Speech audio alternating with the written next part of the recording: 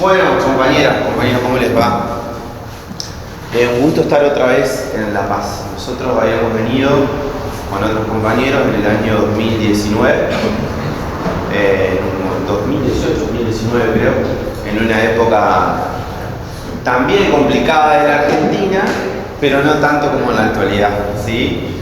Y resaltamos la necesidad de recorrer nuestros pueblos, ¿sí? Vemos que la mayoría de la dirigencia política no visita los pueblos, hay una ausencia de representación, y a nosotros nos gusta muchísimo, así que por eso estamos hoy acá.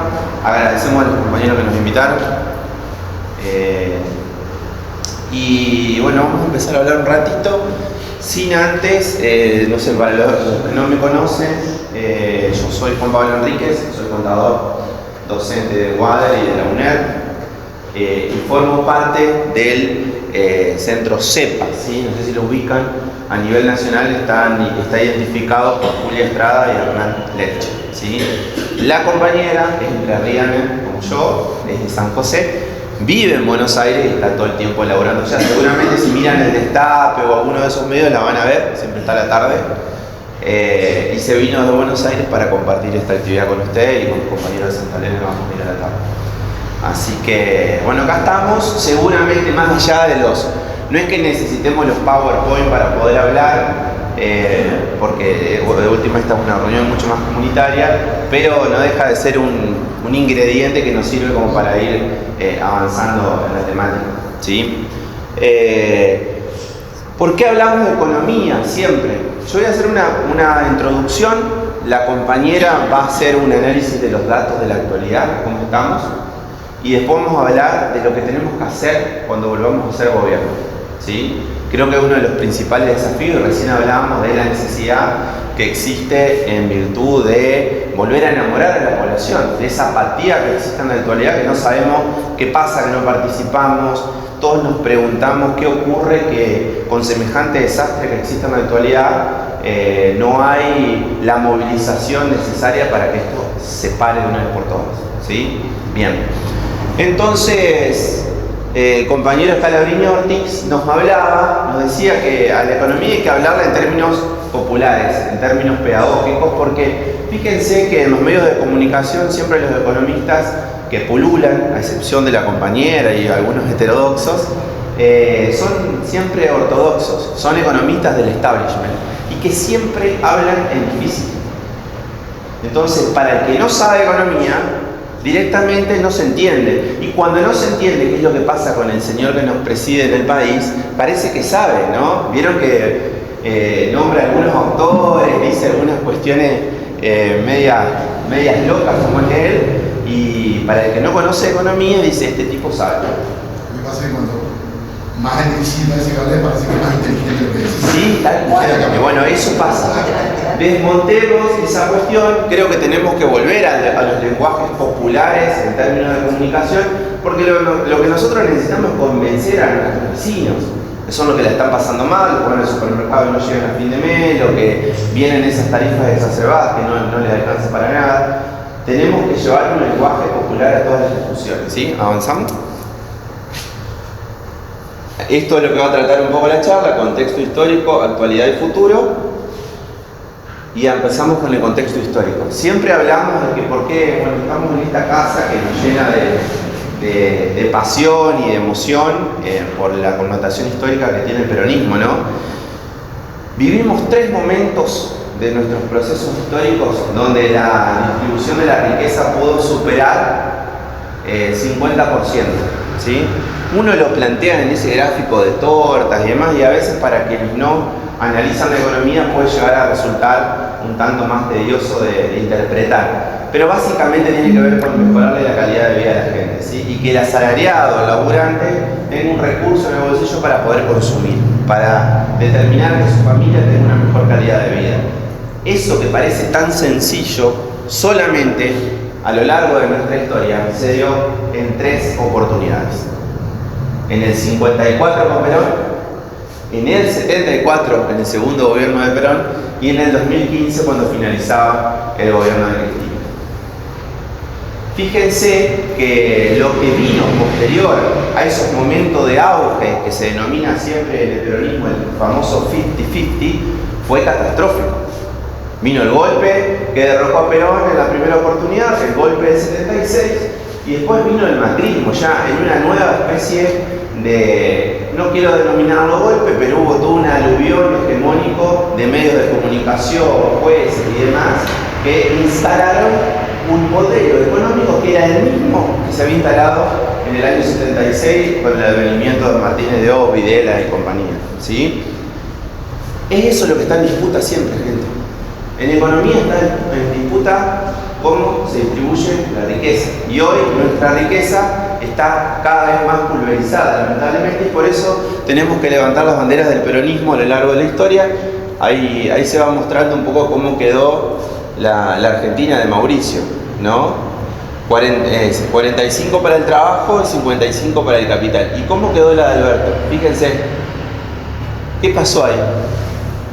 Prácticamente no se movió el perímetro de distribución de la riqueza entre la gestión de Alberto y la gestión de Macri, más allá de que hubo muchas cosas superiores y mejores de lo que fue la gestión de Macri, pero en términos de distribución de la riqueza, de salario real, de poder de compra, no hubo prácticamente una movilidad ascendente a favor de los trabajadores, ¿sí? Independientemente que la Argentina creció en 3 de sus 4 años, a excepción del primer año de la pandemia, que tuvo un funcionamiento del comercio exterior muy importante que se dilapidó lamentablemente, por eso hay que hacer las autocríticas necesarias hacia lo que fue la gestión de Guzmán, sobre todo la gestión de Culfas y la gestión del Banco Central, ¿sí?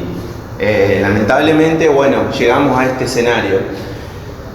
Y en ese sentido, a mí cuando me toca dar clases con gurises de 20 años, de hecho estoy ahora en la unidad 8, que es los modelos económicos, es como el corolario de ver si entendieron el funcionamiento de la economía, pero más que nada con una connotación histórica, ¿no? Ver cuáles son los modelos económicos que responden a la clase trabajadora y cuáles son los modelos económicos que son funcionales a la clase dominante.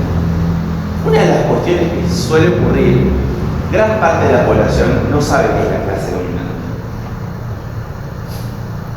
Parece mentira, pero no hay un discernimiento en el ciudadano de a pie, que no tiene acceso a la militancia, a ciertos niveles de educación, no logra identificar quién es la clase dominante, no sabe quién es Pablo Roca, quién es Galperín, quiénes forman parte del polo sojero de la Argentina, ¿sí? Entonces ahí hay un gran problema, por eso entraron también las ideas de Milei. Milei representa a la clase dominante y estuvo la urna llena de votos de sectores populares, ¿sí?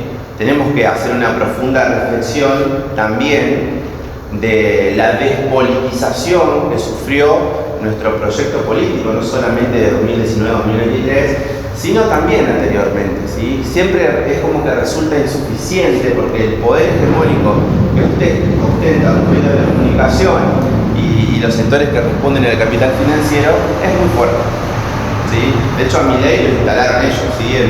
En la tele, en las redes sociales. Es una batalla muy desigual en principio, entonces nosotros cuando tenemos la oportunidad de gobernar, lo que tenemos que hacer es hacerlo bien, pero como planteaba Cristina en algún discurso del año 2017, necesitamos, además de hacer buena gestión, acompañarla con política. ¿Qué significa eso? Que por ejemplo, yo fui uno de los beneficiados en el 2014 de Procrear. La gran mayoría de los beneficiados de Procrear no.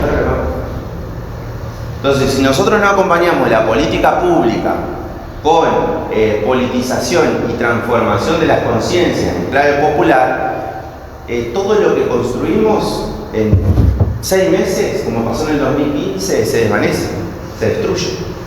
Y como está pasando en la actualidad, no tenemos a las víctimas saliendo a defenderse. Es como que hay una naturalización de que tenemos que pasarla mal, ¿sí?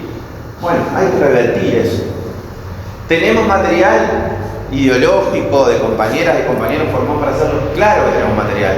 Hay que organizarse, hay que hacer estos eventos, hay que salir al territorio, hay que hablar con la población. Yo sé que muchas veces resulta cansador.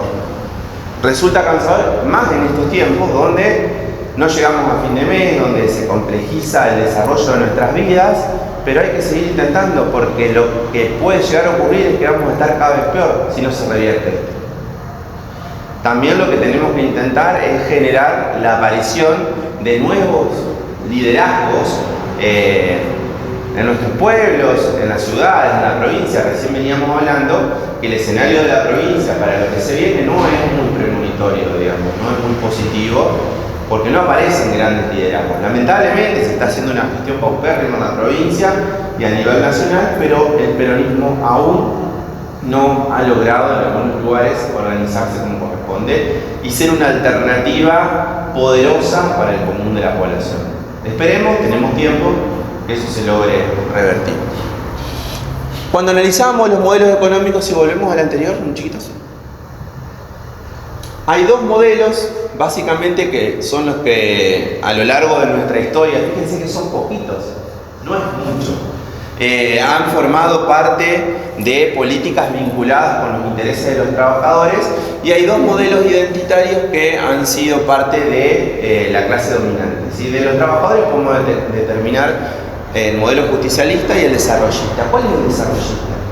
Dentro del ISI, que fue entre el 70, ahora lo vamos a profundizar, entre el 30 y el 76 estuvo el posperonismo hasta el 74, que la economía crecía y demás, pero los salarios no tenían la misma incidencia que tenían durante el peronismo, ¿sí? No interesaba si los trabajadores tenían buenos ingresos, como sí ocurría con el peronismo, que era el sustento del mercado interno. Y a su vez, la política de sustento de lo que tiene que ver con la industrialización, no importaba si era nacional o si venían a extranjerizarnos, ¿sí? Si empezaban a venir empresas a formar parte del proceso industrial, ¿sí? Son las grandes diferencias. El modelo de Alberto fue más que nada desarrollista, porque en términos de capacidad adquisitiva de los salarios no pudo revertir lo que dejó Macri, y por eso perdimos la elección, entre tantas otras cosas, ¿no? Pero seguramente cuando el ciudadano está bien de bolsillo, a la hora de votar, lo piensa, ¿sí? Más allá de que en el 2015 perdimos las elecciones, cuando teníamos un escenario muy positivo en términos económicos, más independientemente que no, en términos comerciales había sido un superávit, un aumento del PBI del 3%, venía cayendo el superávit comercial, pero teníamos muy buena distribución de la riqueza. La oleada de lo que fue medios de comunicación y poder judicial en aquel tiempo fue muy potente para derribar lo que fue la gestión. Ahora sí. Y cuando analizamos, fíjense que este es un ejercicio que intentamos hacer, cuando analizamos los modelos económicos, nos planteamos conceptos antagónicos, ¿sí? Los modelos que responden a las clases populares, que estarían dentro de la primera parte, son antagónicos a los que responden a la clase dominante. Fíjense que los modelos, tanto el peronismo como el kirchnerismo, fueron desendeudadores, ¿sí? Perón llegó a la deuda a cero, el kirchnerismo la redujo a niveles históricos, y los otros modelos económicos que responden tanto a la dictadura como el menemismo, como Macri, como está haciendo Milei en la actualidad, son modelos endeudadores, ¿sí? Como para establecer una diferenciación cuando damos la discusión. Generalmente, el tema... ¿Alguien que tenga un mate? Necesito tomar algo. El tema de la deuda suele ser un concepto que no se suele profundizar con la importancia que nosotros necesitamos. ¿No les parece a ustedes? Fíjense que ahora todo el mundo está pidiendo que se auditen las universidades, cuando en realidad ya son auditadas, pero nadie pide la auditoría de la deuda con el Fondo Monetario Internacional de 45.000 millones de dólares, que es uno de los causales fundamentales del presente de la Argentina. Fíjense cómo perdemos todas las batallas culturales, todas las discusiones, las perdemos. No logramos instalar nada. Pero cuando decimos el canje, ya la pagamos la gente ahora. Sí. ¿Cuándo vos decís, en el 2005 o ahora cuando...? Después del canje que hace Néstor y la quita, y después la pagamos. Hicimos la quita de los niños, pero la pagamos. Muchos economistas heterodoxos, o algunos, planteaban una discusión en aquel tiempo de que no había alguna auditoría. Uno de esos era Olmos Gaona, que faltaba hacer una auditoría de esa deuda para desconocerla. Era todo un proceso. Néstor tenía dólares, se sacó de encima el fondo y eso le dio autonomía política para tomar decisiones. Si vos ingresás en un concierto judicial de poner en discusión a uno de los organismos más importantes del mundo, probablemente la perdés, no terminas nunca y no podés gestionar. Había un escenario también distinto que era una alianza entre Brasil y Argentina, si se quería, porque Brasil hace la misma metodología de pago. Lo hicieron juntos, se pusieron de acuerdo para hacerlo juntos y fue, a ver si ustedes lo toman de esa manera, fue como una nueva independencia. Uno ve la incidencia que tiene el Fondo Monetario Internacional en la Argentina, sacárselo de encima es como volver a independizarnos. Por eso muchas veces cuando vienen los 9 de julio, los 25 de mayo, comemos empanada, comemos locro, sacamos la banderita, cuando juega la selección, pero tenemos muy poca soberanía política y independencia económica a la hora de tomar nuestras propias decisiones. Eso el común de la población ni siquiera lo discute, no lo tiene incorporado, pero me parece que nosotros debiéramos comenzar a instalarlo. Cuando empezó la gestión de Alberto, yo a una legisladora de la provincia, no voy a decir el nombre, una cuestión de respeto, le planteé hacer una ESI de deuda externa. Así como está la ESI en todos los colegios secundarios para que se estudien las políticas de género y demás, mi idea era que se comience a hablar de ese mecanismo endeudador a lo largo de la historia, que era el principal problema que tenía la gestión de Alberto. De hecho, vino la pandemia y hubo que emitir porque no se pudo endeudar para hacer frente a todas las obligaciones que necesitábamos. Y me dijo que no era el momento. De hecho, Cristina a partir de ahí empezó a hablar todo el tiempo de la deuda, ¿no? Pero fíjense cómo hay una falta de sintonía muchas veces de los dirigentes que no saben leer el tiempo histórico de las cosas y no logramos. Fíjense si hubiéramos hecho un ejército en términos académicos, de docentes, en cada colegio de la Argentina, explicando quiénes eran los responsables de la deuda, por qué se llegó a esa instancia y demás. Yo no sé si la mayoría de los jóvenes lo hubiera votado Milei. Bueno, no se hacen esas cosas. Sí, pero eso se contrapone con que nuestro gobierno fue el que ratificó la deuda de Tomás Macri. ¿Sí? Y sin discutirla la legitimó. Votado por todo el Entonces, siempre el peronismo está lleno de contradicciones. Entonces, por eso, no hay un uso único.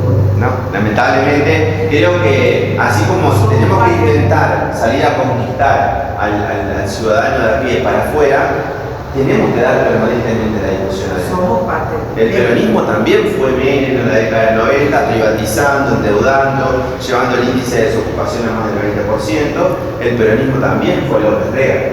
¿Sí? Entonces, ¿hay que hacer una profunda autocrítica? Seguro. Lo que pasa es que si la cuestión sería solo de falta de conocimiento y de conciencia social, la cosa sería más simple. Porque si vos, con la verdad, sabías administrar, tenías la verdad sobre la mesa, tal vez podrías revertir esto. A mí me parece que es más complejo, porque la verdad a nadie le importa.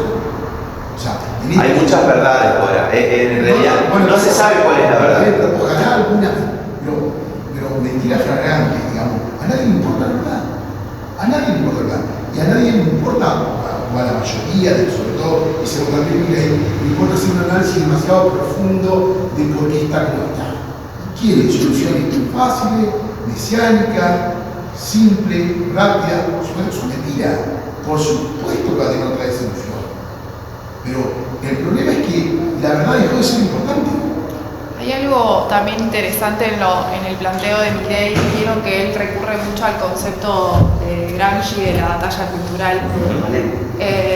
Sí, y de alguna manera debe ser una de las pocas cosas que yo le valoro en ese sentido, porque creo que nosotros tenemos que tomar esa batalla cultural, que un poco la dimos por ganada y nos dimos la cabeza contra la pared cuando empezamos a escuchar a pibes de 20 años con discursos negacionistas. Lo mismo aplica para, creo que este caso de la deuda. Cuando ganamos en el 2019, creo que había un amplio consenso de que el principal problema de la gestión de Alberto Fernández iba a ser la deuda. Después vino la pandemia y te dijo, bueno, espera un ratito. Pero la deuda era el problema de la gestión de Alberto Fernández y en un momento pareció que con el acuerdo, con la renegociación del acuerdo, listo, lo resolvimos. Mentira, ahí recién empezaba el problema que después íbamos a tener con esa deuda, que era tener al Fondo Monetario Internacional acá respirándote en la nuca, que Massa lo dijo creo un par de veces, tenía reuniones de 5 horas. El ministro de Economía, el principal responsable de la administración de la política económica, tenía reuniones de 5 horas diarias con autoridades del Fondo Monetario Internacional. Es decir, el condicionamiento en ese momento recién estaba empezando y nosotros, aunque no hayamos tenido responsabilidades constitucionales, pero se vendió como que el problema estaba resuelto porque habíamos hecho una renegociación, cuando en realidad esa renegociación implicaba que íbamos a tener que cumplir con metas que iban a significar ajuste, iban a significar inflación. Pero la renegociación siempre es asimétrica. Nosotros, el empoderamiento que tiene el fondo frente a nosotros es infinitamente mayor. Y el acuerdo que firmó Néstor, cuando arrancó, era mucho más gravoso para el país. Y la respuesta de Cristina, cuando Néstor firmó lo que firmó, fue, muchachos, esto es la misma. Entonces, y después nos fue mejor y pudimos sacarlo. Es que Néstor lo que hizo fue ganar tiempo. Ganar tiempo, él sabía, pero él acumuló reservas. Nosotros firmamos un acuerdo gravoso con Guzmán y no acumulamos las reservas. Nos dilapidamos 35 nosotros con Guzmán no podemos firmar ningún acuerdo. No firmamos y con el abismo. Cristina lo permitió, muchachos. O sea, Cristina, cuando Néstor firmó lo que firmó, que era más gravoso que lo que firmaba Guzmán, dijo, esto es la misma. A mí lo que, para dentro, para nosotros... Era una deuda mucho más pagable que la actual. Pero lo que pasa es que se no es lo mismo dar 9 millones de dólares que favoreció, loco. Se transformó en pagable porque el contexto internacional te favoreció. Yo lo que me rompe las pelotas como kirchnerista y como cuando lo votábamos a Néstor cuando éramos el 20%, es que allá nos pusimos más medidos y sabíamos que enfrente estaba el Fondo Monetario y que el fondo era un fondo hijo de puta, pero el que es y el poder que tiene, y nos callamos la boca y agachamos el lomo y después nos fue mejor. Y resulta que después de cuando Guzmán hacía lo que él creía, o a lo mejor con algunos intereses para él, que era menos gravoso, de afuera Cristina se incorporó y no permitió nunca el arreglo con el fondo. ¿Pero en qué? O sea, y nosotros mismos nos boicoteamos nuestro gobierno. O sea, porque Alberto, loco, lo eligió Cristina. Y sabía quién era Alberto, porque lo conocía. Yo no creo que ella haya pensado que tenía el Che Guevara tatuado en el pecho. Entonces, loco, vamos a querer romper las pelotas y vamos a buscar de las cosas que hacemos. Porque a mí me parece que es una super dirigente, que tiene unos nuevos bárbaros, que tiene una dialéctica fantástica, pero Alberto lo eligió ella y todo, juntamos los tacos, dijera de Vilera, y bueno, ahora habrá que ser más moderado. Y juntamos los tacos y fuimos. Y resulta que cuando luego le tocó gobernar, el mayor quilombo se lo hicimos nosotros mismos. Sí, el quilombo es complejo. Con el diario del lunes la tenemos todo re clara. No, con el diario de hoy. El diario de hoy. Con el diario de hoy. En aquel momento yo recuerdo que la mayoría de la militancia festejaba porque se había instalado que Cristina sola no llegaba. Entonces se eligió un tipo que tenía buen diálogo con el poder económico, con los gobernadores. Vamos a decir la verdad, los gobernadores siempre fueron bastante reacios a la figura de Cristina. Entonces como que terminaba de incorporar esa parte de votos que faltaba. Suma Massa. Después en la gestión es como que se le dio la mayor parte del poder a ellos también. A ver, Guzmán, ¿quién lo conocía? Era muy poco conocido Guzmán y podemos hacer mil críticas, pero viene más del sector vinculado con el poder económico internacional que de la militancia heterodoxa de las universidades argentinas, digamos, ¿no? Es un tipo con trayectoria y militancia dentro del peronismo. Entonces, la Baña tampoco era. Bueno, claro, la Baña tampoco era ahí. La Baña venía de la presidente soy yo cuando vinieron a solucionar. Pero la diferencia está en cuando los ministros de Economía son un accesorio y el que manda realmente es el presidente, o cuando los ministros de Economía tienen un poder importante. Tuvimos los Caballos y tuvimos, mientras estaba Néstor y Cristina, eran ellos los que manejaban la economía, salvo la última parte de Cristina, que fue bastante complicado ahí, con las internas que se generaron entre Moreno, Kicillof, el otro que era venía de la provincia de Buenos Aires, Lorenzino. Sí, creo que eso fue una falta de conducción ahí en términos del equipo económico. Pero coincido con usted, compañero, que hay que hacer otro día. Y hay que intentar modificar las cosas que están mal. Quizá el otro día escuchaba a un compañero en una entrevista que decía, quizá hubiera sido preferible en el 2019 perder con Macri para que se estrelle, para que estrelle todo, y hoy estaría gobernando el peronismo, y nos hubiéramos evitado esa decepción de Alberto, porque ahora tenemos que construir, no es lo mismo construir después del 2015 con ese indicador superior al 50% y un montón de variables positivas, que construir desde el peronismo que dejó el gobierno en el 2023 con muchísimas críticas por realizar, ¿sí? Pero bueno, es la situación histórica que nos toca transitar, habrá que revertirla. Creo que toda esa gestión de Alberto, el corolario fue el ingreso de Milei más allá de los medios y demás, pero tuvo mucho que ver la gestión que generó muchas expectativas y que no terminó de dar los resultados que esperábamos todos, ¿sí? Planteamos algunos términos, ¿sí? Fíjense, industrialización, quizá después los modelos los evito, pero volvemos a los... Industrialización y apertura comercial. El peronismo y el kirchnerismo tuvieron industrialización, que es lo que genera trabajos de empleo. ¿Sí? El otro día Norman Brisky, en la entrega de los Martín Fierro del cine, hacía mención en un lindo discurso a la IA, ¿no? Hoy se habla mucho de la inteligencia artificial, pero dijo IA como industria argentina, algo que está totalmente desvalorizado y que tenemos que poner en valor. ¿Sí? Todo lo que tiene que ver con el futuro y el desarrollo del país se hace a través de la industria, así que esperemos que en el próximo tiempo lo logremos realizar y lo sostengamos en el tiempo, ¿sí? Si no acompañamos con política, con discusión, con debate, una buena gestión de nada va a servir. Vamos a volver siempre a lo mismo, ¿sí? Está bien, ahora, esa industria nacional, ¿quién nos está empezar? Sí. ¿Sí? No tenemos una burguesía nacional como planteaba el gran Aldo Ferrer, como sí tiene Brasil, por ejemplo. Bueno, ahora, esos muchachos nosotros le damos toda la mano posible, lo dejamos casarse en el zoológico, ponen los precios que quieren, nos rompen la casa como quieren. De hecho, una parte sigue en Tierra del Fuego fomentada por este gobierno.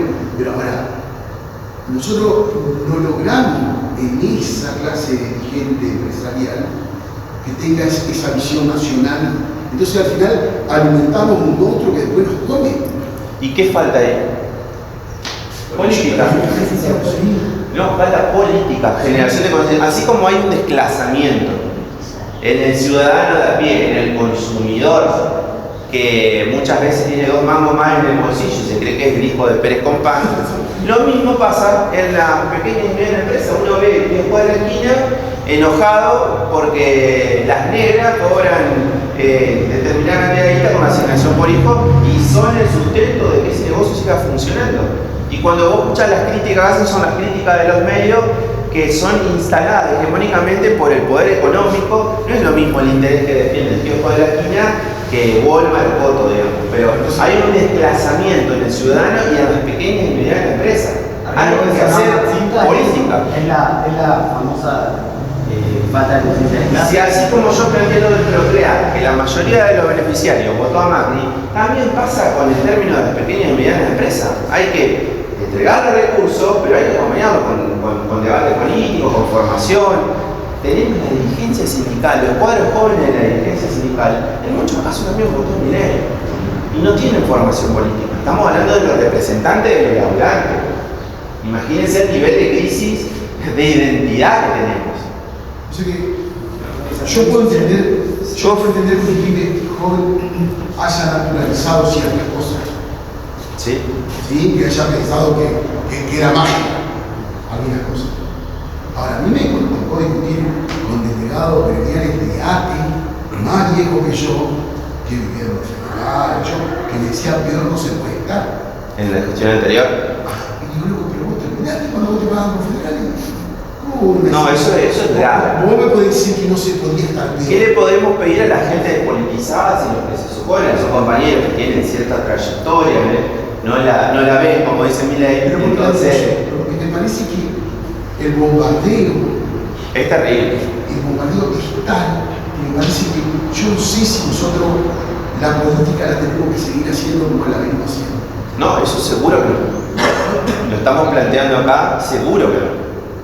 Porque quizá podemos llegar a tener un gobierno que vuelva a hacer obra pública, que mejore los salarios, todas las características distintivas que hace un gobierno peronista, pero si no lo acomodamos en política, perdemos enseguida, porque nos hacen opereta, manda el poder económico, los medios, los jueces, los lobbies. Fíjense que levantemos un poco la cabeza en el continente y tenemos el caso, por ejemplo, de México. México ha hecho una revolución en los últimos años. Y AMLO, cuando se fue con el 70% de imagen positiva, dejó una carta que se llama legado. Pero fíjense esa escasez de egoísmo que acá es lo que sobra en Argentina. El legado no es lo que él hizo, sino lo que falta hacer. O sea, planteó un legado para construir futuro, no un legado para decir yo hice tal y cual cosa.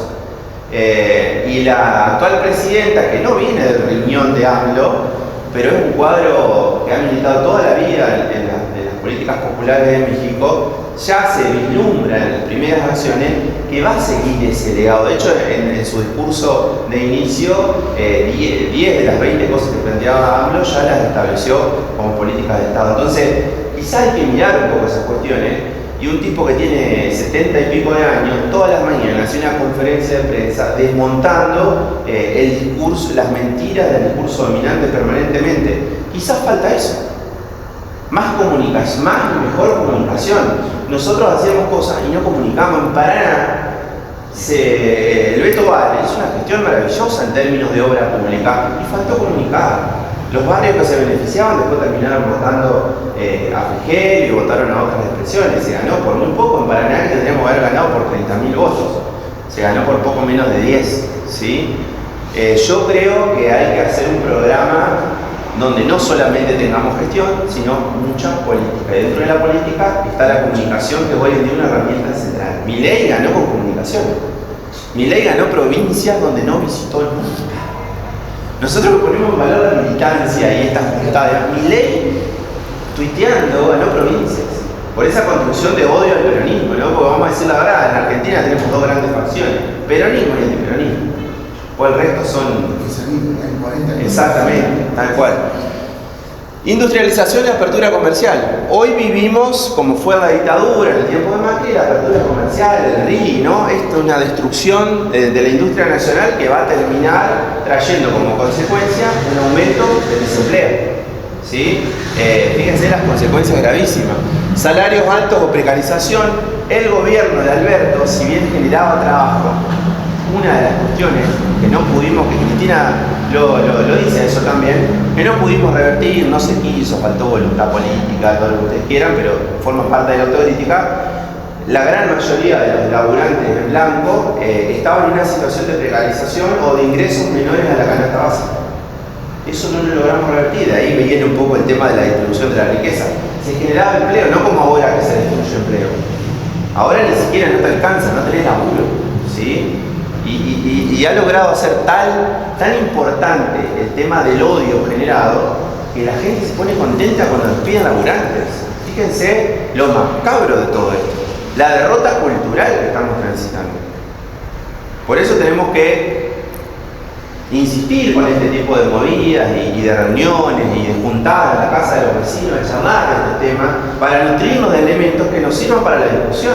Porque prendemos la tele, prendemos la computadora, agarramos el teléfono y son todas negativas.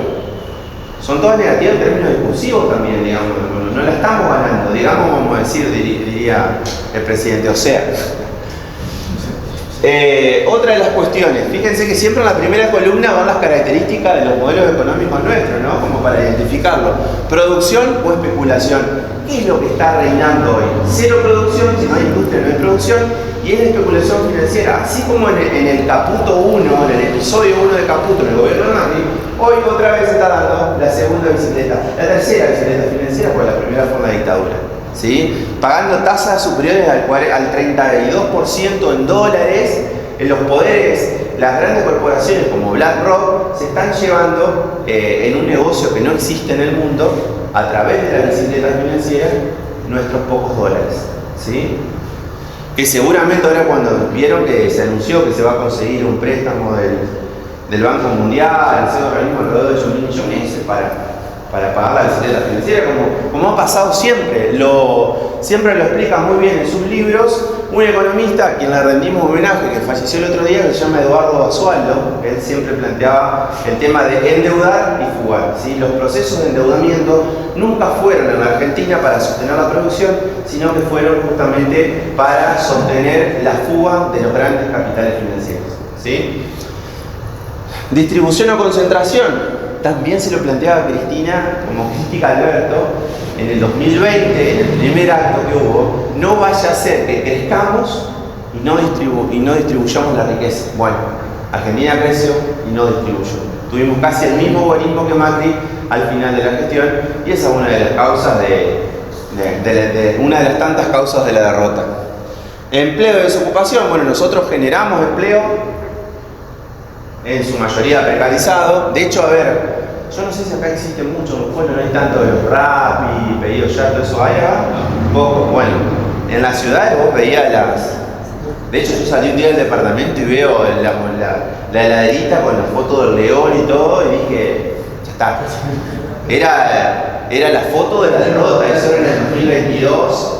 Y dije, este pibe que está sumamente precarizado, que tiene que laburar con todas las condiciones en contra, ve en ese tipo impresentable una esperanza, y nosotros no generamos esperanza. Lo que pasa es que la justificación de esos pibes que ellos decían, yo ya no tengo nada, no importa si el resto se queda sin nada. El tema es que no, se entiende eso de no tener nada, el tema es que no logramos generar una formación política que tengamos las cosas claras de cómo llegar a tener algo. Para eso son estos conceptos. Desendeudamiento, industrialización, salarios altos, producción, distribución. Son cuestiones sencillas que la mayoría de la gente no las evalúa. De hecho, vos escuchabas el año pasado cuál es la causa de la inflación. Todo el mundo te decía la emisión. En el año 2019 tuvimos emisión cero, en el gobierno de Macri tuvimos casi 60% de inflación.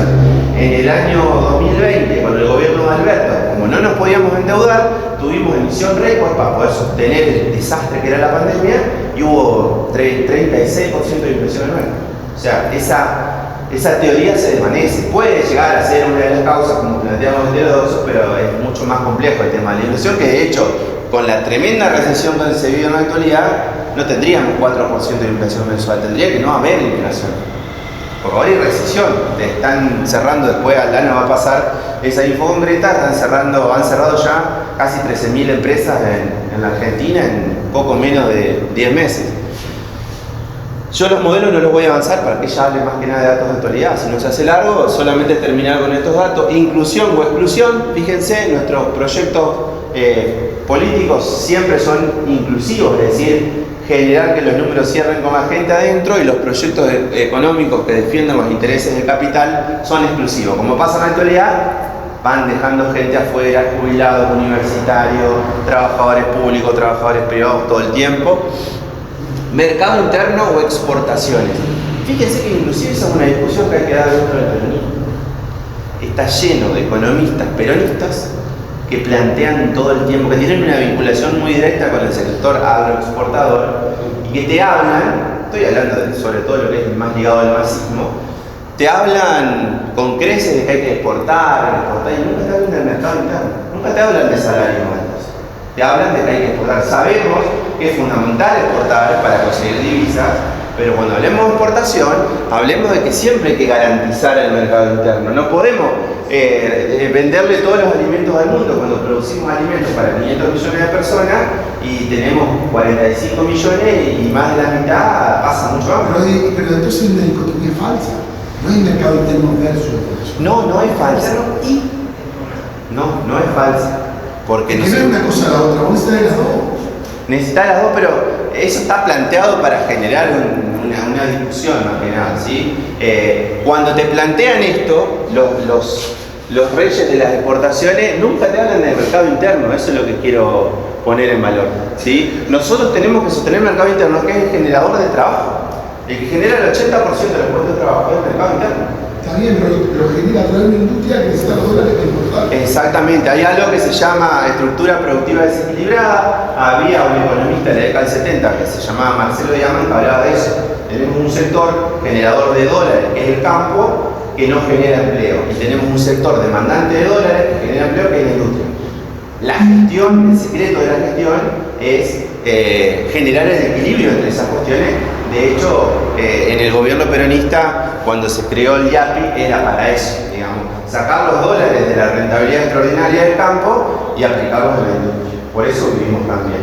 No viví yo, no sé si hay alguien que le tocó vivir en aquella época, seguramente que no, pero para eso va la cuestión, ¿sí? Eso no es una dicotomía central, sino que son disparadores para que podamos dar la discusión. Lo mismo que desarrollo y crecimiento, que está marcado ahora como recesión también, pero fíjense que ese discurso de las exportaciones va acompañado siempre, tenemos que crecer, pero nunca se habla de distribuir. Porque el modelo agroexportador que estuvo en la Argentina hasta el año 30 tuvo crecimiento a tasas chinas. Pero el laburante no tenía derecho, era prácticamente esclavizado y los que se llenaban las arcas eran las 1000 familias más ricas de Argentina, en la oligarquía. Bueno, en el gobierno de Alberto crecimos, pero no hubo distribución de la riqueza. Entonces nosotros lo que necesitamos es desarrollo. Y no el desarrollo que plantea la reta, que se utilizó. ¿Vieron que acá hay gente? Yo lamento tener que estar de acuerdo con el chiste. Sí. Es cierto, el excedente exportable debería ser la palanca que te permita. Es lo que estoy diciendo yo. De hecho, yo creo que lo único rescatable en términos peronistas del gobierno de Alberto fue el desarrollo del oleoducto para traerlo de Vaca Muerta, porque, digamos, fue la única reminiscencia de algún concepto peronista de apuntar al desarrollo. Bueno, pero ahí digo, a partir de que esos saltos exportables primero te van a generar luego ahorro de divisas que estás gastando hoy en energía y lo podés volcar al mercado interno, lo podés volcar a la industrialización, lo podés volcar a todos los conceptos que fuiste desarrollando en la primera columna. Pero digo, eso es muy claro, pero lo que uno plantea es que nosotros, si vamos a exportar carne, tenemos que garantizar que nuestra población también coma carne. En todo caso, trabajemos, cuando uno habla de importación, básicamente es el alimento.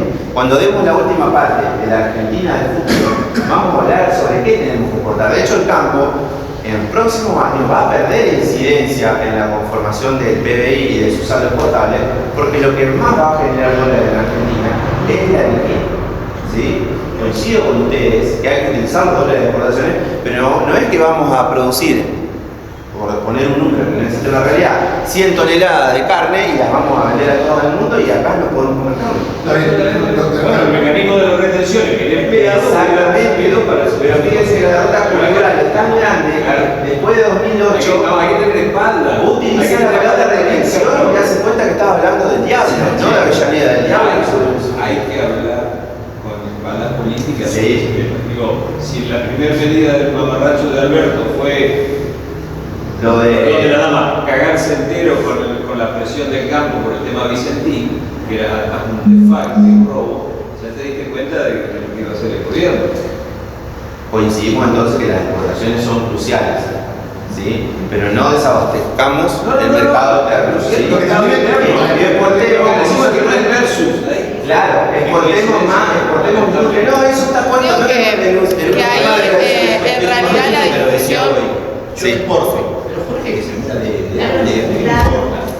El gobierno tiene que ver cómo para que eso que yo gasto lo distribuya también. A mí, Jorge que se puede. Por eso el IAPI de Perón. Yo he trabajado. Llegamos a plantear un IAPI ahora y No, queda nadie.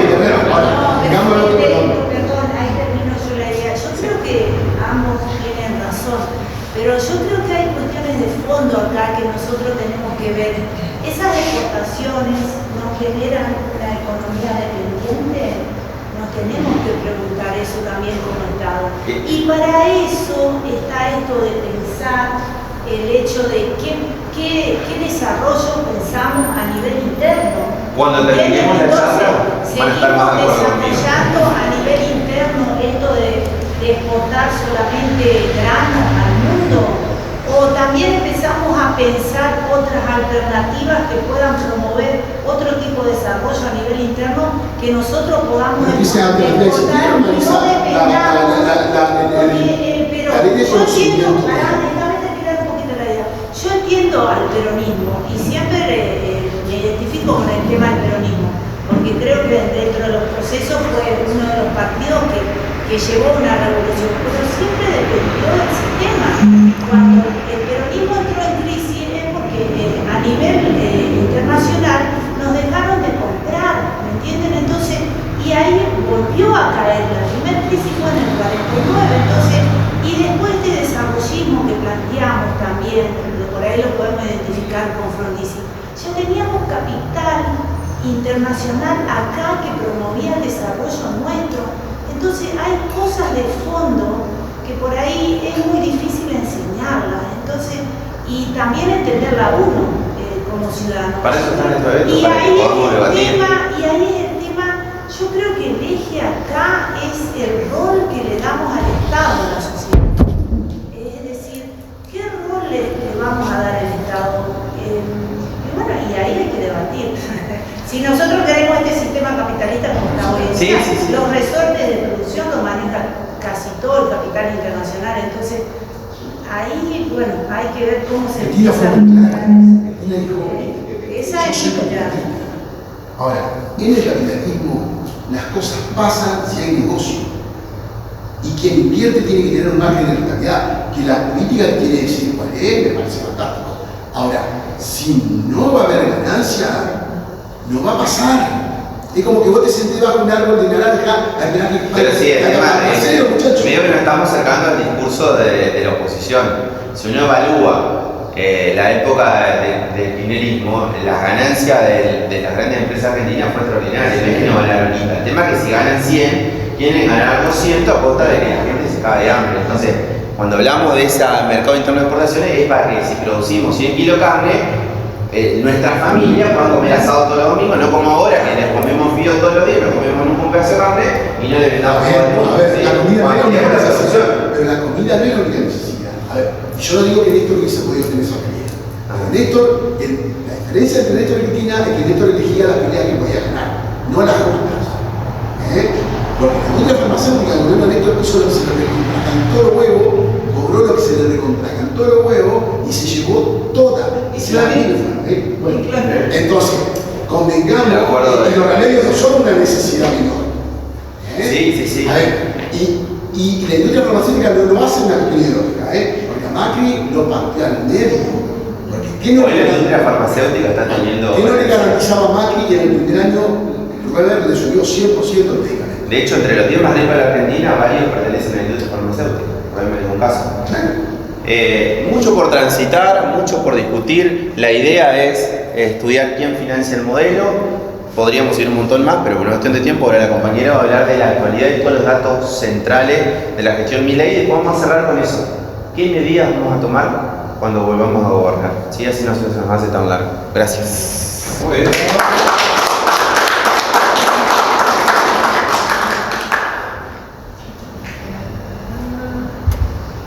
No es que no podemos hablar sin PowerPoint, pero lo usamos.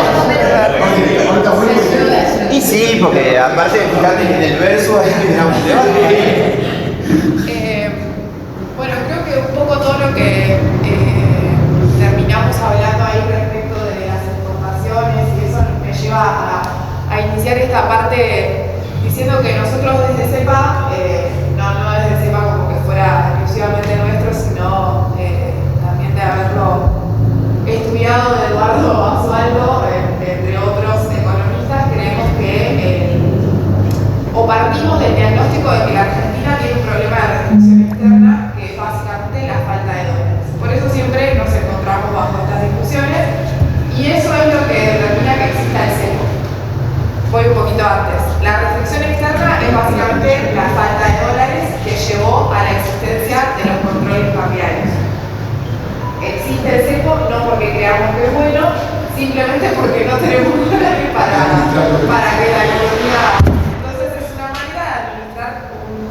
bien escaso, que en nuestro caso son los dólares, básicamente porque demandamos más dólares de los que producimos. Y en esa discusión de cómo hacer para producir más dólares o para demandar menos, es que aparece el gasoducto, es que aparece la discusión de qué tipo de exportaciones queremos exportaciones con valor agregado, para que generen trabajo de Argentina y para que además tengan un valor más alto y podamos hacernos de más divisas para sostener la producción argentina con esos dólares. Y por otra parte, ¿qué pasa con la demanda de divisas? Y ahí aparece una cuestión fundamental que es la industria. Sabemos que es la principal generadora de puestos de trabajo, pero a la vez también demanda muchísimas de esas divisas, que son divisas que podríamos ahorrar si produjéramos determinados bienes en la Argentina, como puede ser el caso de la discusión de los bienes de capital, que es la maquinaria que utiliza la industria para producir. Hoy Milei cuenta con superávit comercial, efectivamente está sostenido por una parte por el crecimiento de las exportaciones. Es efectivamente cierto eso, porque al compararlo con el año pasado, que tuvimos un año de una sequía desastrosa, las exportaciones crecieron, pero por el lado de la demanda de divisas, eso se sostiene con la destrucción de la actividad económica. Las importaciones cayeron porque la actividad económica está destruida. Y nosotros sabemos en la Argentina que las exportaciones son un termómetro. Cuando se reactiva la economía, empiezan a aumentar las importaciones, eso tensiona sobre el precio del dólar, porque la gente te pide dólares y vos no tenés esos dólares para darle, y ahí hay presiones sobre el tipo de cambio que refuerzan nuestros procesos inflacionarios, a contramano de lo que ha sostenido este gobierno respecto de la inflación, poniendo al déficit fiscal y a la emisión monetaria como la única causa de la inflación. Nosotros sabemos que el dólar y esta restricción externa de la que estamos hablando tiene mucho que ver en el proceso inflacionario, y Milei también lo sabe, porque arrancó muy biribiri con el tema de la emisión monetaria, pero después, cuando el tipo de cambio, el dólar blue, se le empezó a disparar, automáticamente salieron medidas por parte del Banco Central para intervenir en el valor de ese dólar. Se lo dice Cristina en una de las cartas que publicó últimamente. Dice, ustedes son muy libre mercado, pero tres de los principales precios de la economía están siendo controlados, y uno efectivamente es el valor del dólar, que es un problema en la Argentina justamente por esto que decíamos que es un bien escaso. Entonces, básicamente, Milei ha sostenido mucho que el objetivo del gobierno es levantar uno de los objetivos de este gobierno es levantar este famoso cepo, que hasta el momento no lo ha hecho, y que hay un sector que responde o al que Milei responde, podríamos decir al revés, que ya se lo está presionando, ¿no? Se lo está preguntando, bueno, ¿cuándo viene el levantamiento del cepo que nos prometiste? Bueno, ahí Milei se encuentra con este problema. No tengo los dólares para levantar el cepo, así como no tuvo los dólares para dolarizar. Por suerte, ¿no? Porque sabemos que hubiese sido una catástrofe, pero él prometió una dolarización que sabíamos que no podía cumplir porque no había esa cantidad de dólares para llevar a cabo ese programa de gobierno. Lo mismo le pasa con el cepo. Yo levanto las restricciones cambiarias. ¿Tengo dólares para responder a esa demanda que me va a venir, que no sabemos de qué tamaño es? Sabemos que la redujo bastante, porque después de la devaluación de diciembre y el parate total de la actividad económica, obviamente no es la misma demanda de dólares que puedes tener hoy que la que ibas a tener el año pasado. Bueno, ni hablar en otro momento, pero digo, el año pasado, para poner un ejemplo interanual. Bueno, ¿cómo levanto el cepo si no tengo los dólares, si no tengo acceso al mercado de créditos? Esto es algo que no lo dice mucho, porque si lo dice tiene que pegarle a su propio ministro de Economía. Argentina no tiene acceso al mercado de créditos porque estamos hasta acá de deuda con el Fondo Monetario Internacional. Entonces, blanquear eso sería tener que blanquear que uno de los principales problemas que tiene Argentina es esa deuda impagable. Entonces, un poco ahí nosotros venimos como debatiéndonos en cuál es el plan, cómo cepo. Perdón, ¿por qué el cepo es tan fundamental en el discurso cuando Macri lo levantó y las inversiones? O sea, se supone que sin cepo habría inversiones. Claro, eso Pero es ya pasó que Macri levantó el cepo y las inversiones nunca estuvieron. Nadie se acuerda de eso. No, creo que ahí hay una cuestión de, primero, las inversiones tienen que, digo, pensemos nosotros como si fuéramos inversores, no es mi caso, si tuviera que pensar como inversor, y la verdad que me levantás las restricciones cambiarias, pero yo también quiero ver que me garantice cierta sostenibilidad. Que haya negocio. Exacto, que me haya negocio. Bueno, el Fondo Monetario Internacional inclusive se lo dice en algunos análisis que hace, le dice, bueno, ya vi que hiciste el ajuste. Viste, quiero que mi ley se vanagloria de que hizo un ajuste y no estalló por los aires. Bueno, raro, pero es cierto, efectivamente es cierto, hizo un ajuste muy dramático y esto todavía parece estar un poco dormido. El FMI le demanda que haya sostenibilidad política de eso porque se ve venir que el pueblo argentino no va a estar dormido tanto tiempo. Bueno, me parece que por el lado de las inversiones pasa un poco lo mismo. Imagino que si vos sos inversor querés, al menos es una inversión productiva, ¿no? Si son inversiones financieras, no interesa demasiado esta cuestión, pero si es una inversión productiva importa ver que esto tenga algún tipo de sostenibilidad en el tiempo. Ahora parece como un poco ahí que están a la expectativa de si consiguen más deuda, básicamente. Para ponerlo en términos más simples, levantar el cepo va a depender en gran parte de si consiguen más deuda, ya sea por... ¿Cuánto estimamos que debería conseguir? Porque una cosa es que accedan a... Bueno, esta semana creo que hablaban 8.000. Equivocadamente de que el Banco Mundial y el Banco Interamericano de Desarrollo le va a dar 5.000 millones. Primero y principal, creo que con 5.000 millones no tienen ni para arrancar. Tienen para una semana de bicicleta. Los fondos vienen con asignaciones específicas para construcciones, obras, etc. Claro. O desarrollo social, pero no vienen para ser Para que- usados financieramente. ¿No? Se Digo, habló- porque en el análisis que vos hiciste, me parece que no solamente está la demanda de las exportaciones y no solamente está la demanda de los particulares, que también es importante como restricción para levantar el cepo, sino que además están las exportaciones no liquidadas, los saldos exportables de los granos que no han sido Los silos. liquidados, porque este tipo de cambio tampoco le conviene al campo. Sí, bueno, tenemos uno de los gráficos.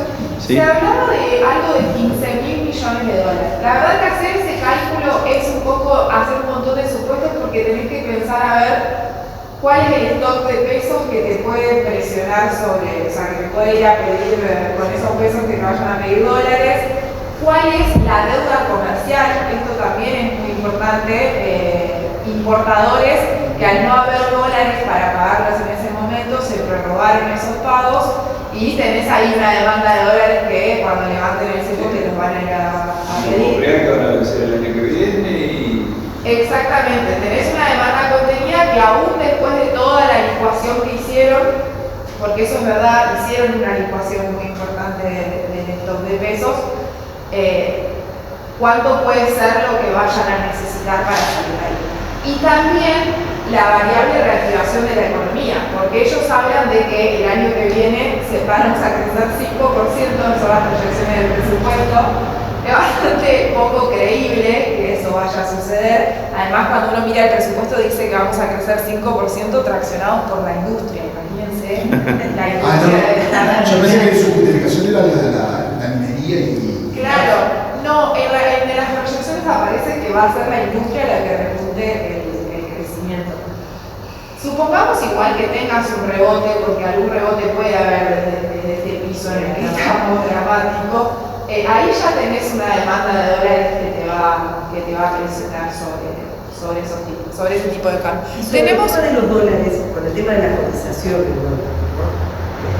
La depreciación que ya tiene el valor del dólar hoy y la presión del sector agroexportador para que ese dólar se libere o se ajuste a los niveles de inflación. ¿Cómo vemos las exigencias del FMI y qué margen tiene mi ley para seguir con este ajuste del 2% mensual? ahora el acuerdo que teníamos de renegociación terminaron las revisiones. Argentina ya pudo cumplir esas revisiones que venía haciendo el fondo cada 3 meses. Lo que resta ahora es pagar.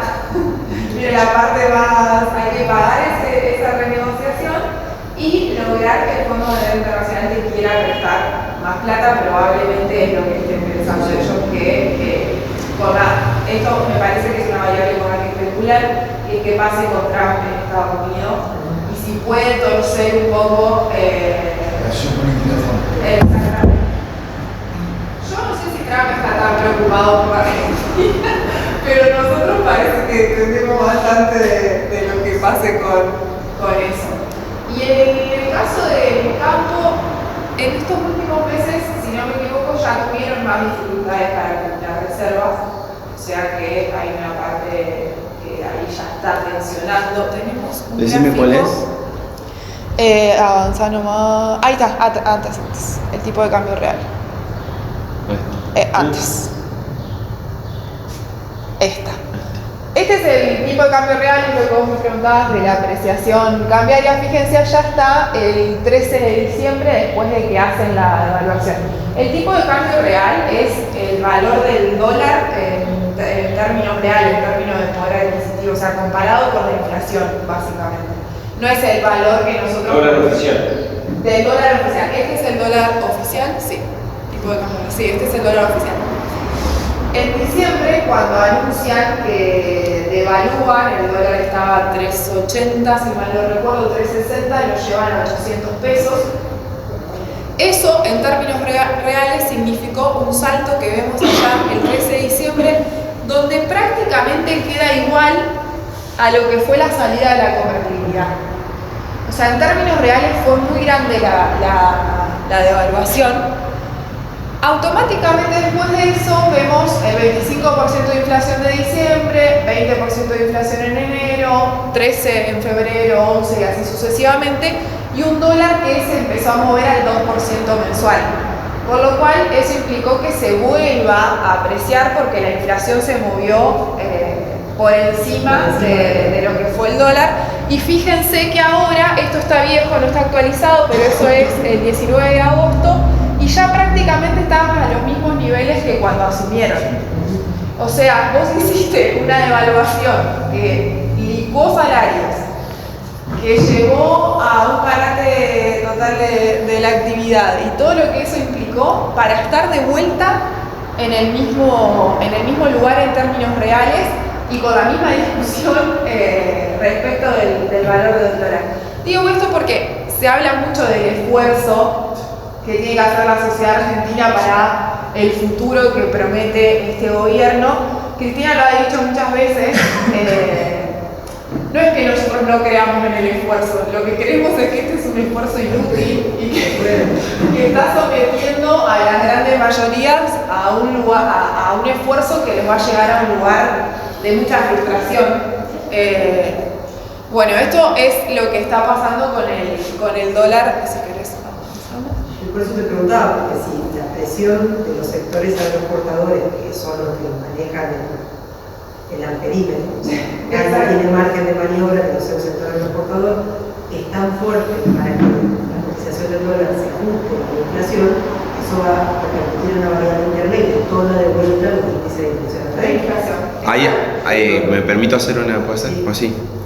Dos cositas. Sí. Primero, me parece que la diferencia, la brecha entre el oficial y el paralelo hoy es muchísimo menor que lo que fue en la época de Massa. Sí, totalmente. Y segundo, Massa también tenía su mecanismo de compensación con el dólar soja. Así que digo, capaz que algún mecanismo de eso pueden utilizar. Porque ellos anuncian que eso no lo van a hacer. Eso. Hay que identificar dos grandes sectores en la clase dominante. Uno es el poder, el sector agroexportador, que son denominados los devaluadores, y otro es el sector vinculado con el poder financiero internacional, que son los dolarizadores, y son los que están haciendo hoy la bicicleta financiera. Milei gobierna más en sintonía con el poder económico financiero internacional y no tanto con el sector agropecuario, que solamente lo quiere porque es antiperonista, pero no le ha dado muchos beneficios, más allá de esa primera devaluación de diciembre, que ustedes imagínense cómo estará hoy ese gráfico de tortas de 50 y 50. Seguramente, yo no tengo el dato preciso de hoy, pero estamos por debajo del 40 en términos de distribución de trabajo. No, nada más.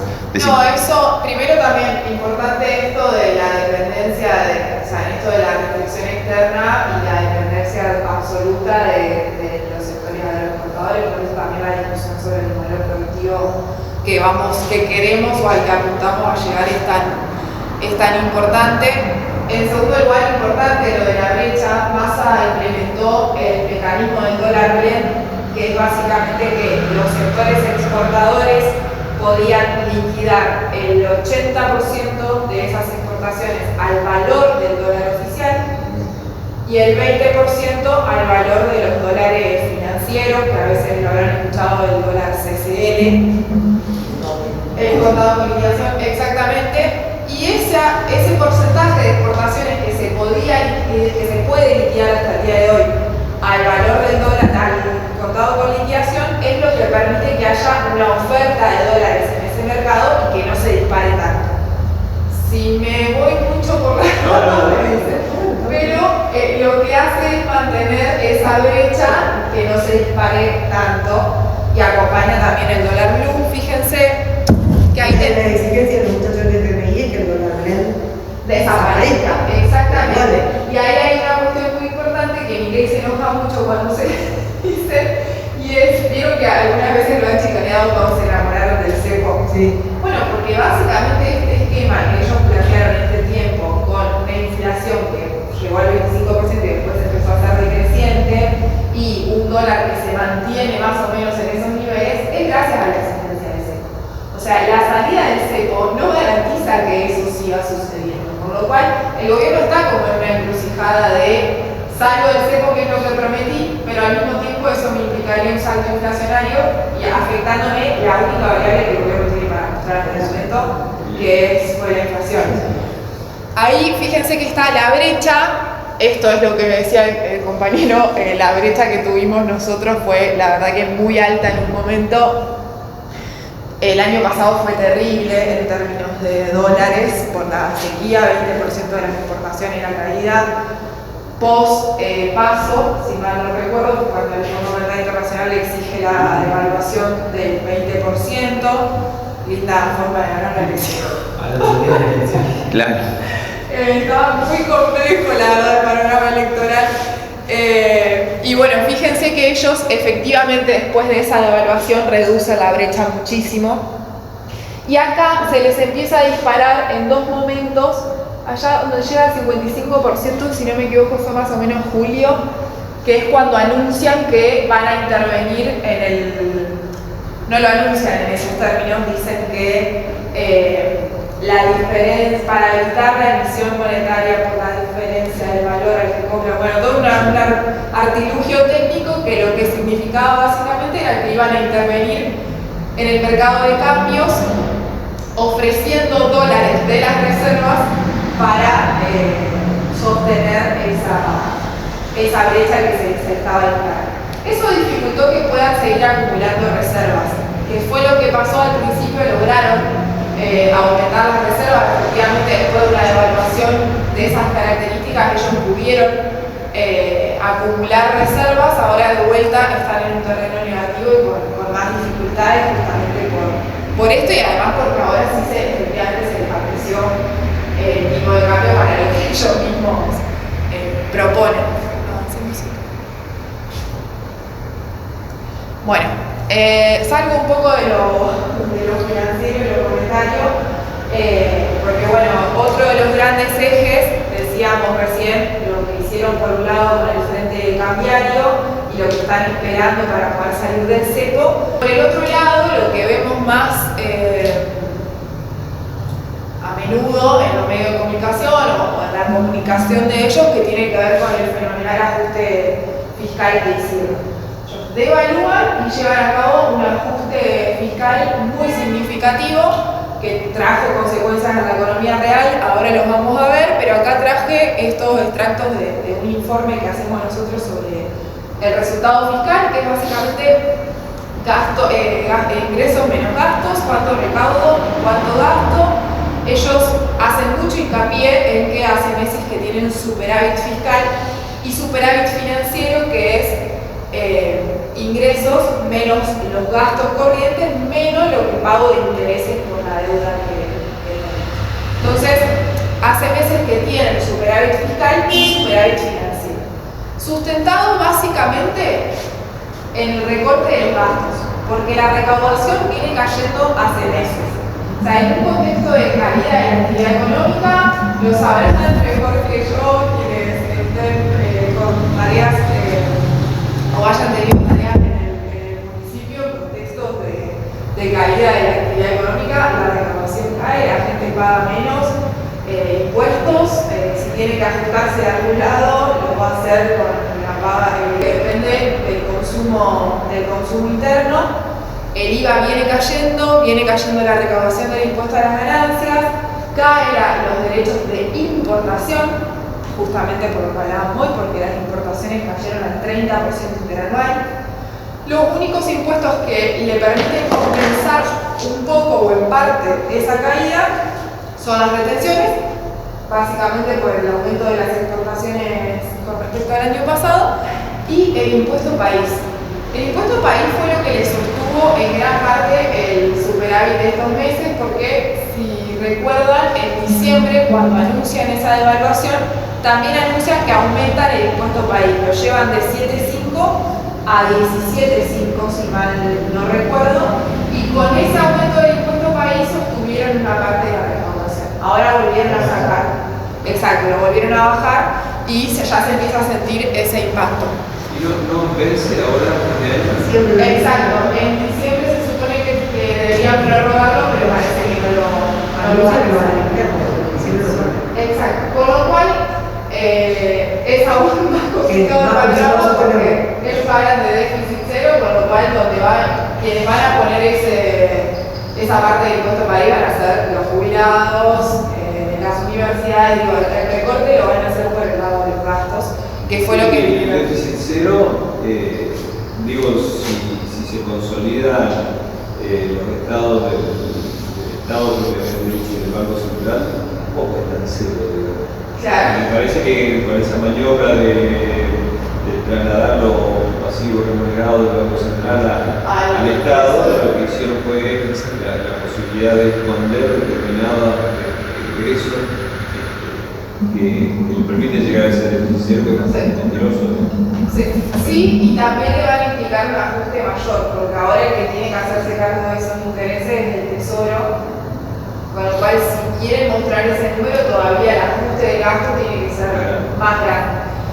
Tenemos la de los gastos también. Y ahí está el caso de bienes personales, por el tema del blanqueo.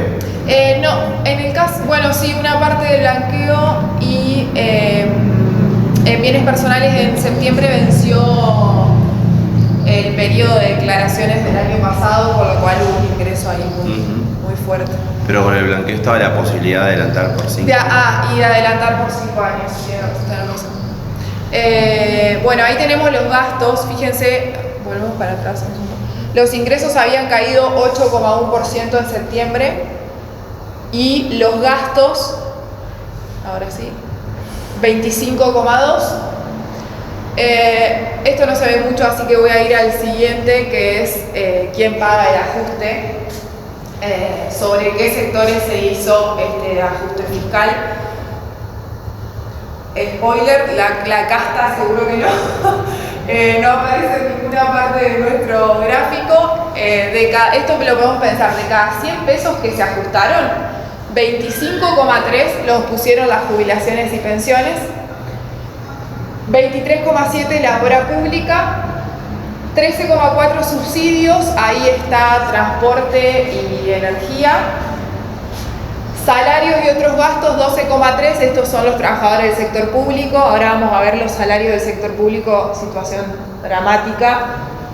Prestaciones sociales 10,6, las transferencias a las provincias 7,7, universidades 3,5 y otros gastos. Fíjense, o sea, la magnitud que tiene que tener el ajuste a las universidades para que aparezca en este gráfico. Sí, es terrible.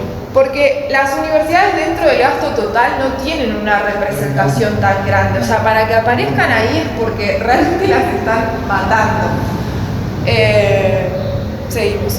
Bueno, acá tenemos inflación, el salto allá en diciembre y después la desaceleración.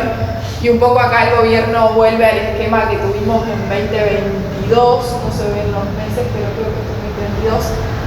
Y la preocupación es si ese es el piso al que llegaron. En septiembre fue el 3,5. Y cuando uno mira lo que se conoce como inflación núcleo, que es básicamente sacarle los estacionales, los que tienen aumentos por el periodo del año en el que se encuentran, y los regulados, que son transporte y las tarifas de electricidad y gas, cuando le sacás esos dos componentes, la inflación está en un 3,3. Entonces ahí el gobierno tiene la mirada puesta en si va a poder romper ese piso. Si uno mira el relevamiento de expectativas de mercado que hace el Banco Central, se encuentra alrededor del 3% de las expectativas que tienen esas empresas de la inflación, con lo cual no le cree al gobierno que vaya a haber un descenso de la inflación más allá de este 3,5. Hay que ver qué pasa ahora en octubre y obvio hay que ver qué pasa si efectivamente levantan el cepo. Sigamos. Bueno, acá ya estamos viendo el impacto de la economía real. Fíjense, esto es la tasa de desocupación del segundo trimestre de 2023, más de un punto porcentual al segundo trimestre de 2024. Tenemos en cantidad de puestos de trabajo. Si seguimos, no, acá. En julio, esto es a nivel nacional, después tenemos datos para Entre Ríos. En julio se perdieron 8.890 puestos de trabajo registrados en el sector privado. O sea, estos 8.890 no tienen en cuenta los que se destruyeron en el sector público y los no registrados, que no tenemos un dato de cuántos pueden haberse perdido ahí. Y en lo que va de la gestión de Milei, 146.000 puestos, más de 146.000 puestos en el sector privado registrado. Esto es interesante a veces, yo lo pienso siempre para discutir con algunos compañeros, justamente con algunos gorilas, vamos a decirle, o con alguien a quien queramos realmente persuadir y convencer.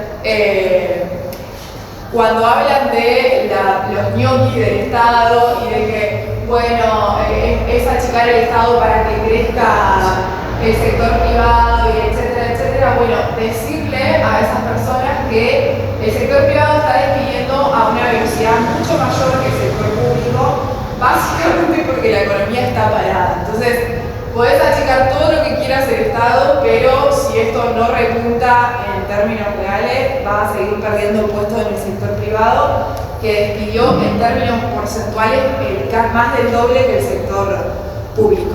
Esto es Entre Ríos, también privado registrado, 6.870 puestos entre noviembre y el último dato que es de julio de este año. Ya superamos al macrismo.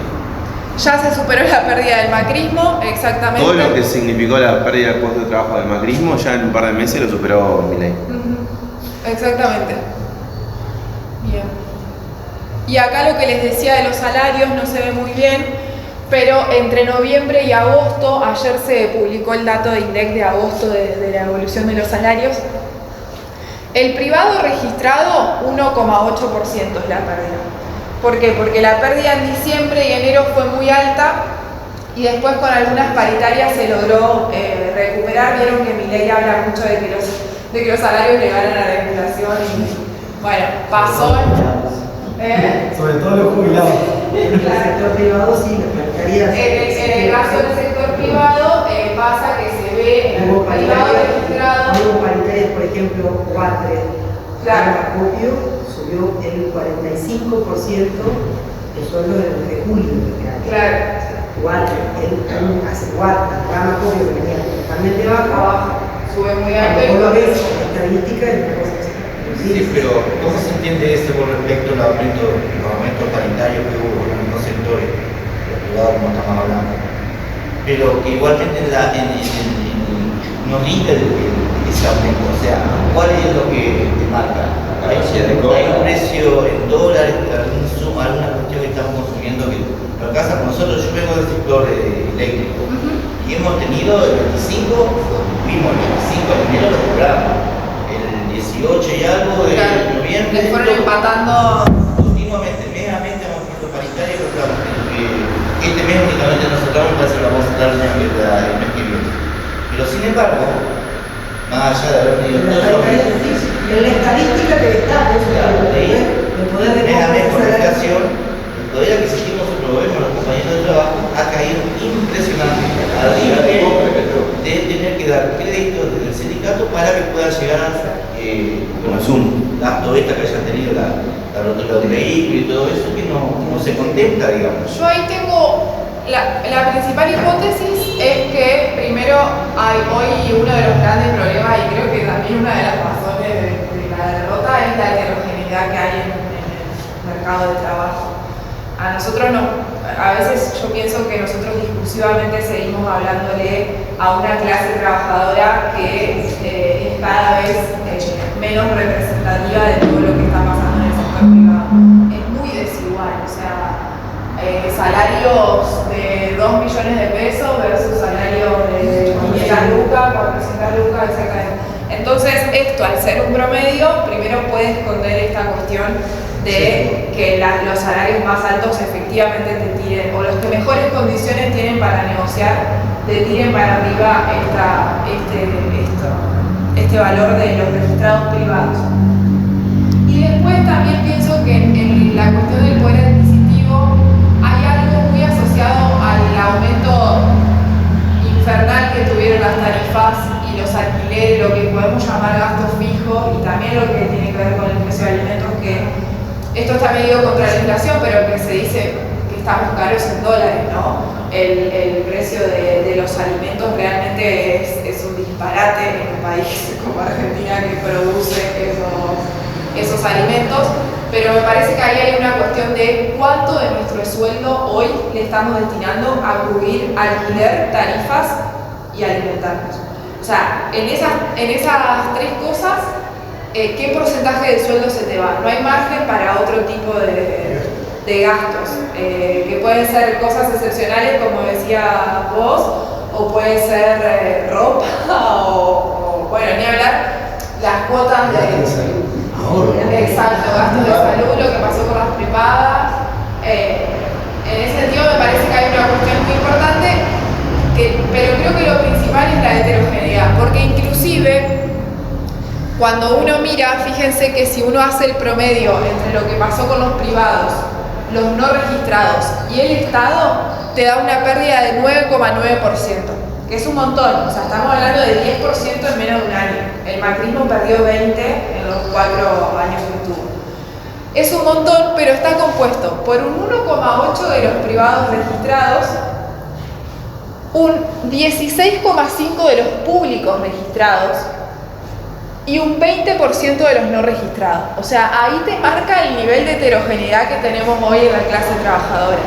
O sea, estamos hablando de un sector que podemos decir que adentro de ese sector inclusive hay mucha heterogeneidad, por esto que vos mencionabas recién, pero inclusive si ampliamos más el panorama por fuera de los privados registrados, estamos hablando de trabajadores que perdieron el 20% del poder adquisitivo versus quienes le empataron.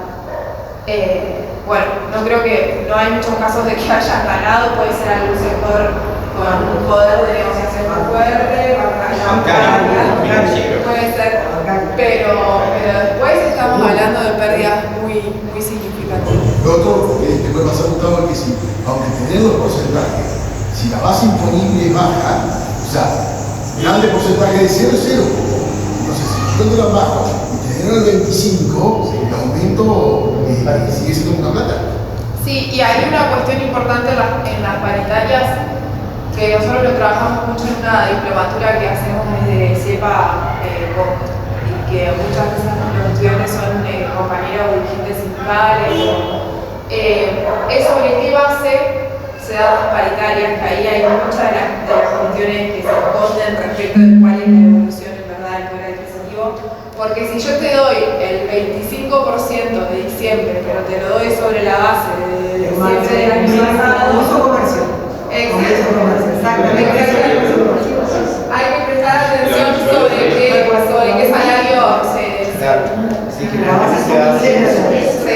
Pero más allá de eso, yo lo que interpreto, digamos, la pérdida del poder adquisitivo, porque siempre hacíamos ejemplo, digamos, decíamos, fíjate lo que cobrabas en diciembre del 2015 y cuántos dólares comprabas.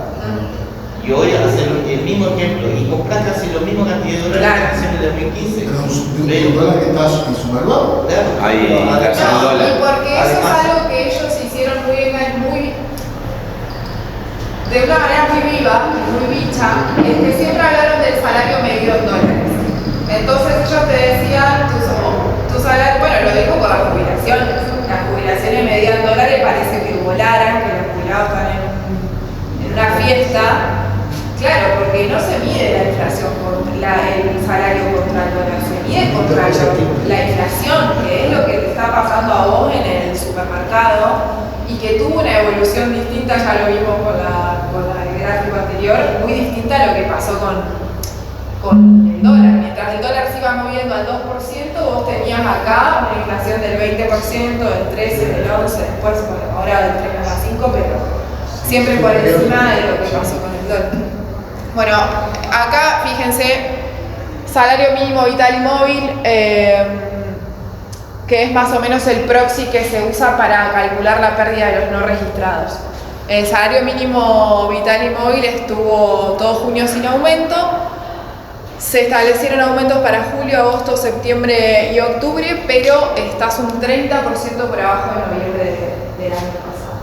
Y del salario mínimo vital y móvil dependen prestaciones como el potencial trabajo, por ejemplo, que tuvo una caída fenomenal con respecto al año pasado, o dependían prestaciones como el programa Acompañar para víctimas de violencia de género, que para el año que viene no aparece en el presupuesto directamente y que este año tuvo un recorte del 100% prácticamente de la ejecución. Así que bueno, no sé si fui cualquier cosa.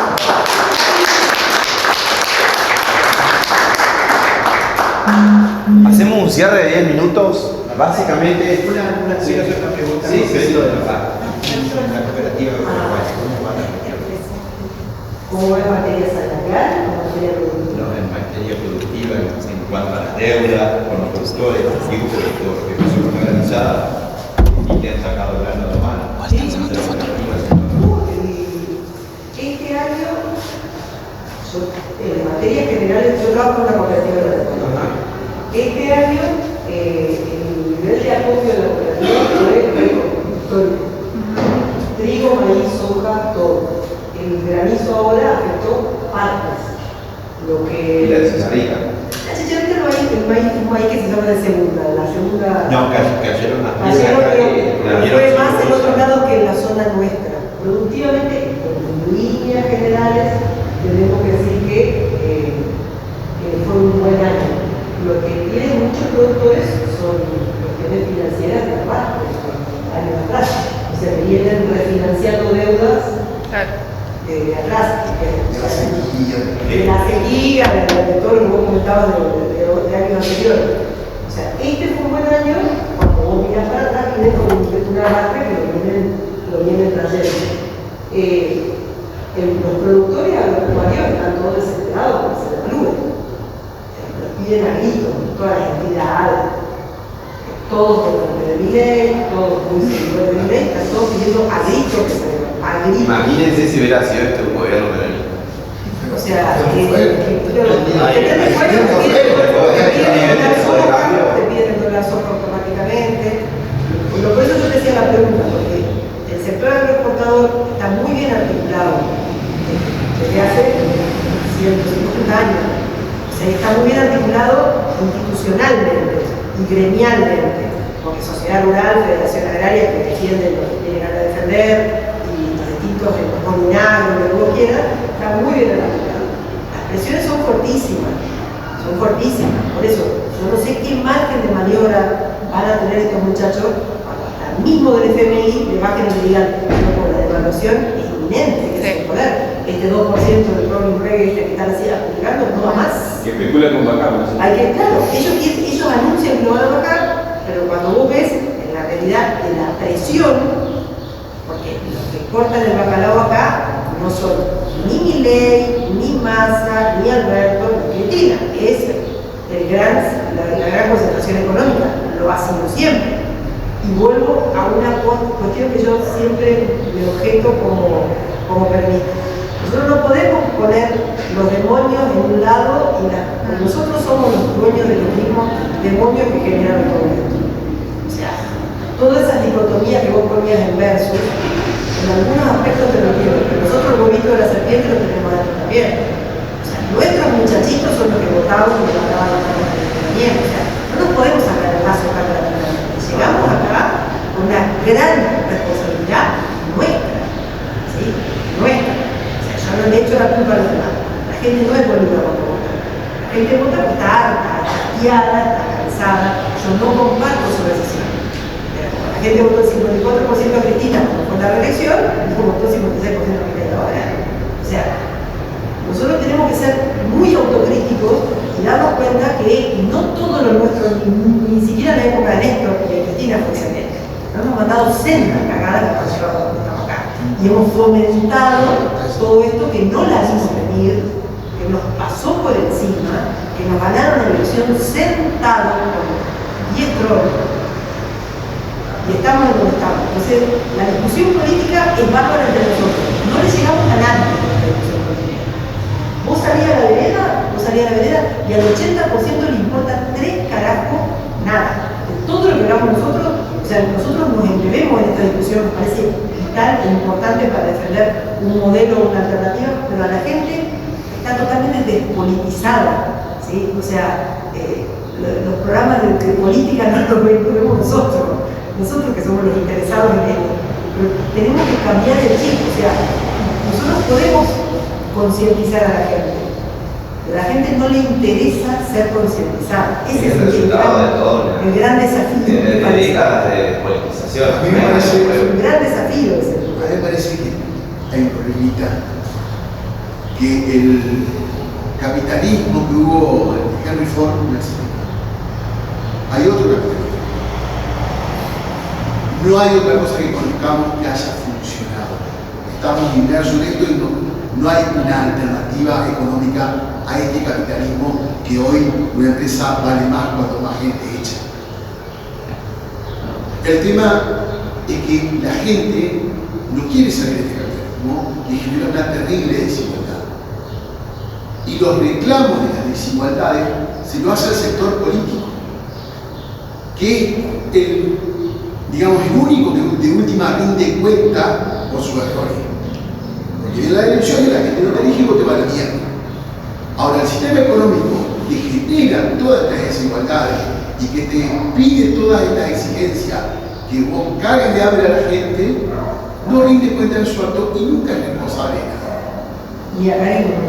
Y encima, si a eso le sumás que se vota con un análisis político muy básico, cuando no es inexistente, la desilusión va a seguir siendo, va a ser permanente. Lo que a mí más me preocupa no es que nosotros lo ganemos.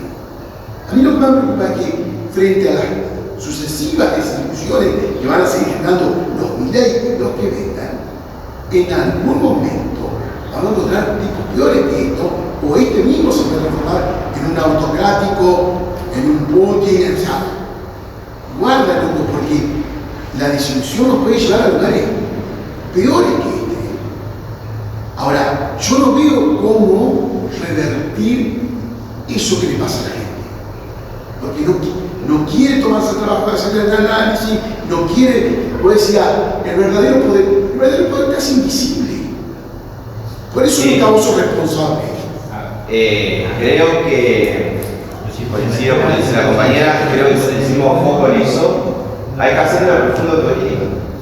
Obviamente, no estamos, ahí planteamos las causas y una de esas es la autocrítica de todos los errores que se cometieron. Si está Milei, después de que gobernó el peronismo, no es solamente porque el poder económico congenia todas las estrategias para gobernar, sino que nosotros nos cometimos muchas cagadas, vamos a utilizar un término bien agradecido. ¿Sí? A mí me parece en esto que decimos, bueno, primero ni hablar el tema de la dificultad de llegar a otros y de tener estas discusiones. Por eso yo a veces pienso como a ver qué consignas podemos simplificar lo más posible para que entren comunicacionalmente en un contexto en que no hay esa amplitud para tener diálogo y que la gente está preocupada por llegar a fin de mes y tiene 1 millón de quilombos y la plata no le alcanza y por eso perdimos las elecciones y ahora encima está peor. Entonces como bueno, sí, la interna, ¿qué me importa? No me interesa nada esta discusión.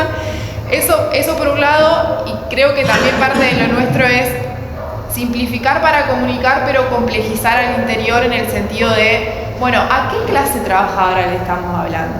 Porque muchas veces, el año pasado me acuerdo que hablábamos mucho de defender los derechos laborales, que obvio, estamos en primera línea con esa discusión. Pero para mucha gente que votó a este gobierno, esos derechos laborales son inexistentes.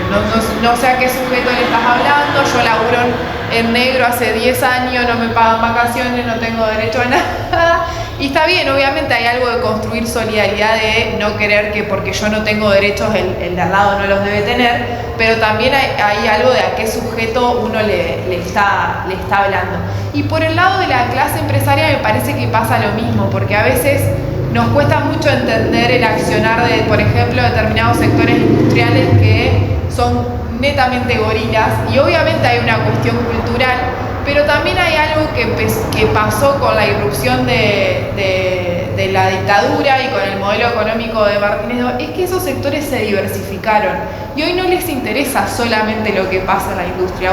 A veces uno dice, bueno, Paolo Roca, y lo tenés identificado con el sector siderúrgico y demás, y para Evo, y en realidad el tipo por otro lado está acordando sus negocios en el sector petrolero o en la energía, y lo mismo en términos financieros, digo, en el campo, por ejemplo, es otro ejemplo, digo, bueno, ¿por qué el campo parece estar como enojado pero a la vez tranquilo? Bueno, probablemente haya una diversificación de algo más complejo que solo... Sí, pero ese es un sector muy...